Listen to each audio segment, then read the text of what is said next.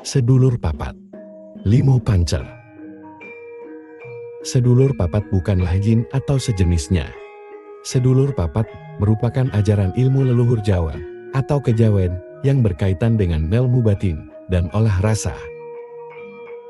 Pada saat Islam masuk ke Nusantara, tepatnya di tanah Jawa Dwipa, ilmu sedulur papat disempurnakan oleh Kanjeng Sunan Kalijogo, di mana sedulur papat merupakan 4 malaikat.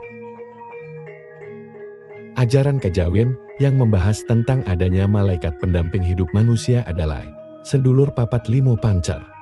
Pancer adalah tonggak hidup manusia, yaitu dirinya sendiri.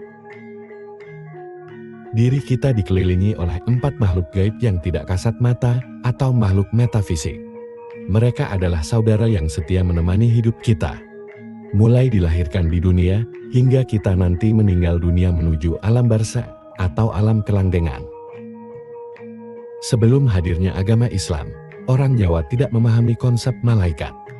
Maka mereka menyebut malaikat penjaga manusia dengan sebutan sedulur papat. Konsep sedulur papat ini oleh orang Jawa ditafsirkan melalui sebuah pengamatan atau niteni. Mulai saat janin tumbuh di perut ibu, janin dilindungi di dalam rahim oleh ketuban. Selanjutnya adalah ari-ari, daras, dan pusar. Itulah saudara manusia sejak awal dia hidup. Dan selanjutnya 4 saudara ini kemudian dikubur. Namun orang Jawa percaya bahwa 4 saudara ini tetap menemani diri manusia hingga ke liang lahat. Istilah sedulur papat limo pancer ini diyakini oleh penganut kejawen sebagai warisan budaya dari karya Sunan Kalijogo pada abad 15-16. Konon katanya, istilah ini pertama kali ditemukan pada suluk Kidung Kawedar, Kidung Sari Raayu, pada bait ke-41-42. Sedulur papat limo pancer dipercaya sebagai satu kesatuan yang saling mempengaruhi dalam diri manusia. Terdiri dari 4 hal dan kelima hal sebagai berikut. Kakang kawar, atau yang disebut air ketuban adalah air yang membantu manusia untuk lahir ke bumi. Karena air ketuban keluar pertama kali, maka masyarakat Jawa menyebutnya sebagai kakang, atau yang berarti kakak. Adi ari-ari, atau disebut plasenta.